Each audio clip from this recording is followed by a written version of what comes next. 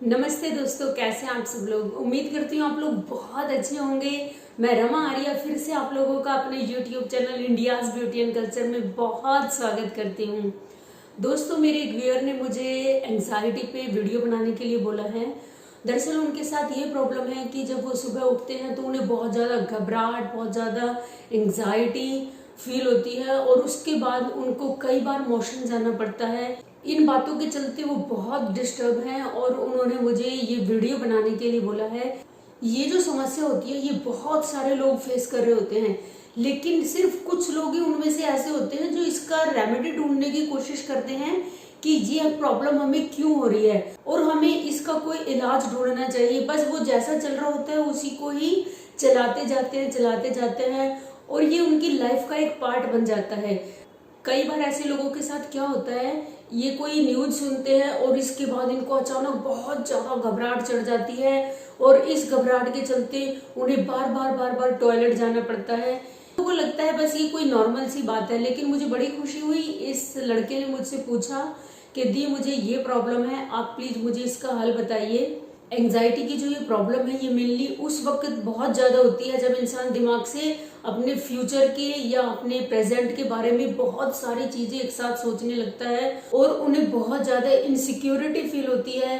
वो कोई निर्णय नहीं ले पा रहे हैं। अपने भविष्य या वर्तमान की अनिश्चितता यानी कि अनसर्टेनिटी के कारण इन लोगों के दिमाग पे बहुत ज्यादा तनाव होता है और उस तनाव के चलते खासकर जो हमारा पेट है वो सबसे ज्यादा डिस्टर्ब हो जाता है, क्योंकि जो ये सारी चिंता, ये सारी परेशानियां होती है हमारे दिमाग में चल रही होती है और जो हमारा पेट है उसे सेकंड ब्रेन कहा जाता है। जो चीजें हमारे दिमाग में चल रही होंगी वो ही हमारे पेट के अंदर भी चल रही होती है। अगर हमारा दिमाग एकदम दुरुस्त चल रहा है तो हमारा पेट भी हमेशा ओके रहेगा, लेकिन अगर हमारे दिमाग में परेशानियां हैं, चिंताएं हैं, अनसर्टेनिटी की भावनाएं घुसी हुई है तो जो हमारा पेट है वो भी बिल्कुल डिस्टर्ब रहता है। या तो बहुत ज्यादा बार मोशन करने जाना पड़ता है या बहुत ज्यादा कब्ज पड़ जाता है, नॉर्मल नहीं रह पाता।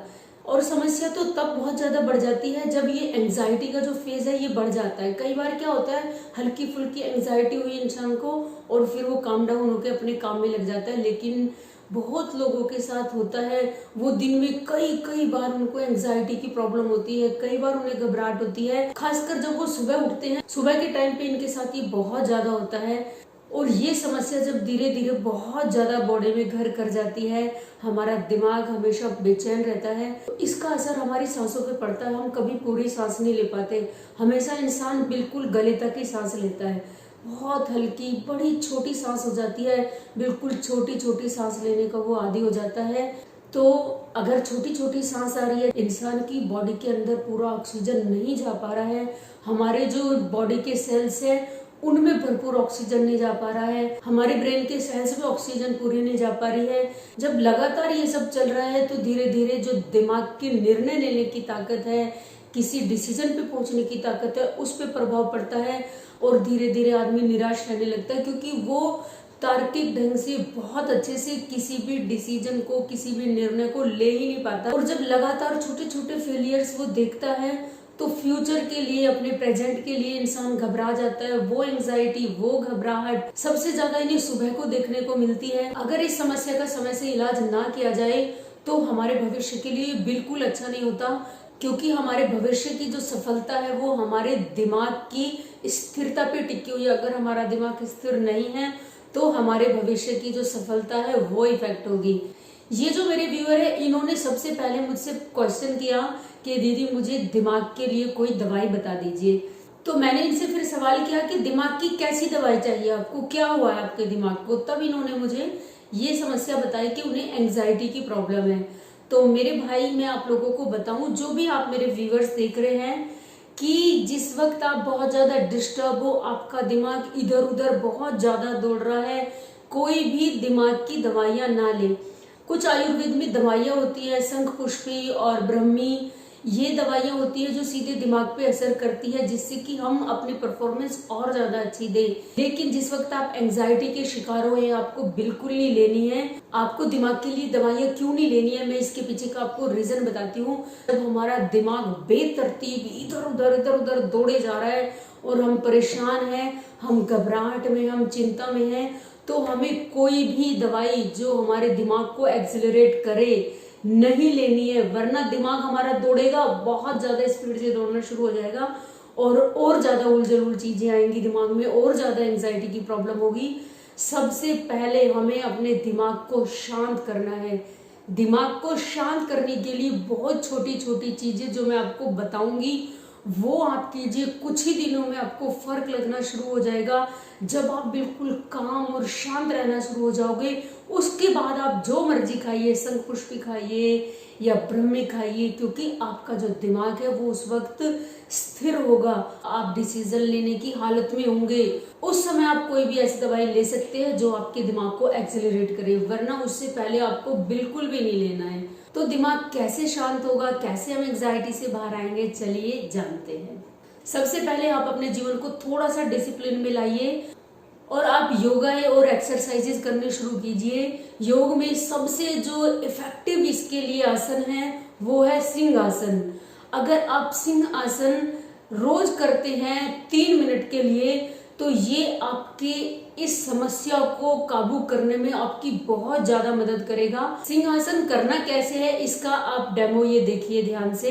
सिंहासन करने के लिए हमें अपने पंजों के बल इस तरह यूं अपनी एड़ियों को चिपका लेना है और अपने पंजों पे आ जाना है, और अपने हाथों को अपने घुटनों को इस तरह पूरा खोल के जितना जा पाए रिलैक्स होके अपने हाथों को घुटनों के ऊपर रख के अपनी ठुड्डी को इस तरह गर्दन पे चिपका लेना है और बाहर जीभ निकालते हुए शेर की तरह आवाज करनी है।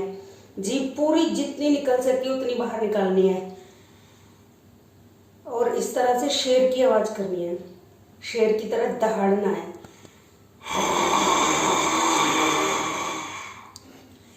इस वक्त आपकी आंखें यहाँ पर होंगी, जो तिलक लगाने की ये जगह है यहाँ पे।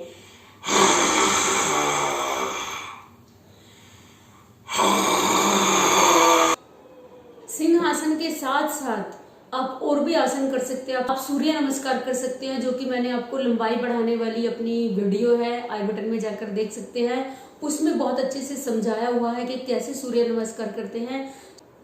आसन करने के बाद जो दूसरा उपाय है वो आपको करना है, प्राणायाम करना है या मेडिटेशन करना है। प्राणायाम करेंगे तो आपको अनुलोम विलोम करना है, जिसमें आप शांति से बैठ जाएंगे आंख मूंद के। अनुलोम विलोम करने के लिए हम ये जो 2 उंगली हैं इनका और अपने अंगूठे का सहारा लेंगे, और सबसे पहले हम बाई नाक से स्टार्ट करेंगे। बाई नाक से जब हम सांस लेंगे तो हमारी ये दोनों उंगलियां नाक से दूर रहेगी। पूरी गहरी सांस हमें लेनी है, बिल्कुल गहरी, उसे थोड़ी देर रोक के रखना है। फिर इन दोनों उंगलियों से अपनी नाक को दबा लेंगे और दाएं नाक से पूरा सांस धीरे धीरे बाहर छोड़ देंगे। ये क्रिया करते वक्त हम अपनी आंखें बंद रखेंगे। इस तरह से हमने पूरा सांस छोड़ दिया। फिर इसी नाक से हमें फिर सांस लेना बिल्कुल गहरा, और हम अपने अंगूठे से अपनी नाक को बंद कर लेंगे और सांस को अंदर रोक के रखेंगे जितना हो सकेगा। फिर धीरे धीरे हम बाई नाक से अपना सांस छोड़ देंगे। फिर से हमें वापस लेना है। इस तरह कम से कम 5 मिनट, ज़्यादा से ज़्यादा आप 15 मिनट 20 मिनट भी कर सकते हैं। इससे आपको बहुत रिलैक्स मिलेगा।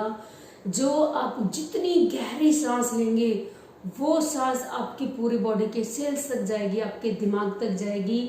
आप इस क्रिया को बिल्कुल हल्के में मत लेना कि इससे क्या होगा। इससे आपका जो दिमाग है, जो बहुत इधर उधर बेतरतीबी से दौड़ता है, जिसको हर वक्त घबराहट चढ़ी रहती है, उसको शांत करने में ये बहुत बहुत इफेक्टिव है। इसी के साथ ही साथ या इसके रिप्लेसमेंट में अगर आपको कुछ करना है, आप एकदम शांत बैठ जाएंगे किसी भी जगह पे। आपको अपनी स्पाइन सीधी रखनी है, आप पालती लगा के बैठ सकते हैं, पद्मासन या सीधासन में बैठ सकते हैं, आप सोफे पे बैठ सकते हैं। और अपने ये जो उंगलियां हैं, पहली वाली उंगलियां, ये अंगूठों पे इस तरह से आपको लगा लेनी है ये, और अपने घुटनों पे रख के आप बैठ जाएंगे, आंखें बंद कर लेंगे और जितनी गहरी सांस हो सके अंदर सांस लेके जाएंगे।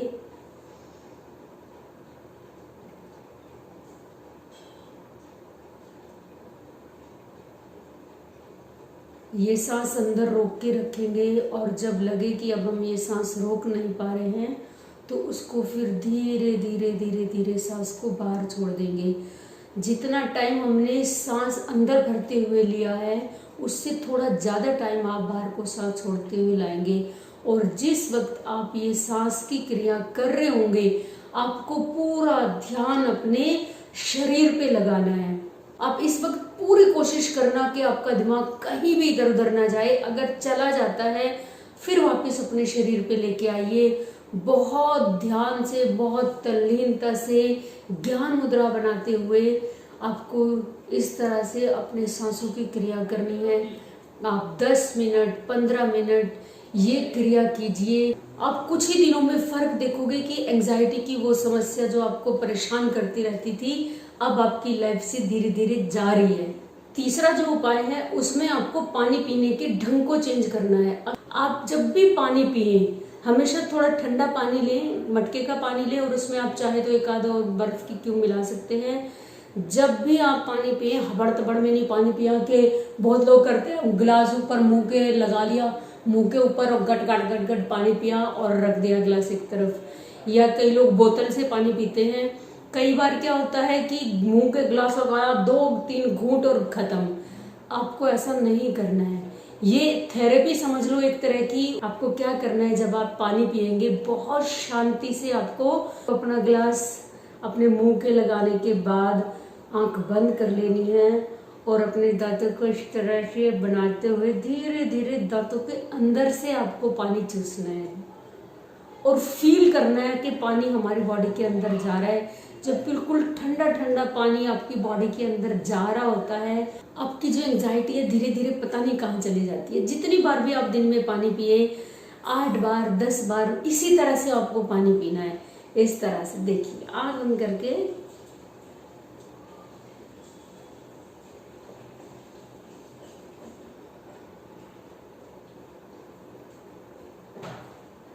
एकदम गहरी गहरी सांस लेते हुए, बिल्कुल गहरी सांस लेते हुए आपको पानी पीना है बहुत धीरे धीरे। अब चौथा और एकदम आखिरी उपाय, जब इस तरह से एंजाइटी या डिप्रेशन में लोग होते हैं तो उनको ब्लैक या ग्रे कलर बहुत ज्यादा भाने लगता है या बिल्कुल मटमैले मस्टर्ड टाइप के इनको कलर भाने लगते हैं जिनमें ब्लैकिश या ग्रे शेड्स होते हैं।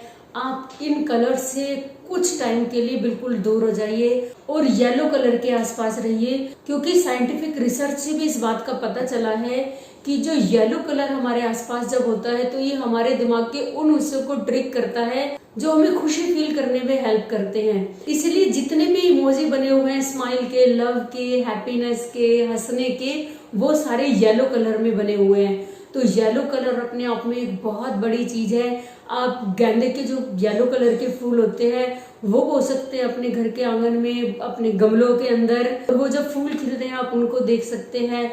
कुछ भी अपने लाइफ में आप येलो कलर की चीजों को शामिल कीजिए।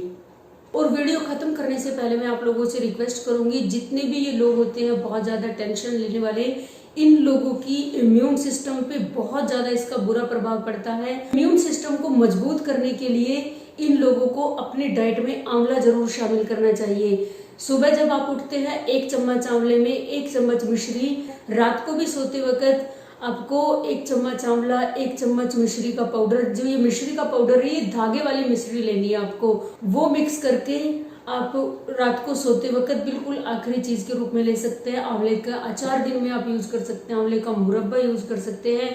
जो आंवला होता है इसके अंदर बहुत ज्यादा ताकत होती है कि ये जो आपकी बॉडी की इम्यून सिस्टम डाउन हुई है इसको बूस्ट करे, क्योंकि जब इस तरह से बहुत ज्यादा चिंता, बेचैनी, एंजाइटी होती है तो इंसान का इम्यून सिस्टम कमजोर हो जाता है। अब हेल्थ के चलते भी उनको और ज्यादा ये समस्या बढ़ जाती है। तो जब अपनी हेल्थ सुधार लेते हैं हम, एक चीज पहले से सुधर गई है तो बाकी चीजों को सुधारने में फिर बहुत ज्यादा एफर्ट नहीं लगाना पड़ता। ये उपाय आपको करना ही है। अगर आपको धागे वाली मिश्री नहीं मिल पाती है तो आप धागे वाली मिश्री के बजाय शहद यूज कर सकते हैं। मुझे पूरा विश्वास है कि जितने भी मैंने उपाय बताए हैं, अगर आप ये उपाय करते हैं तो ये आपके बहुत काम के रहेंगे। आपकी एंजाइटी की समस्या हमेशा के लिए चली जाएगी।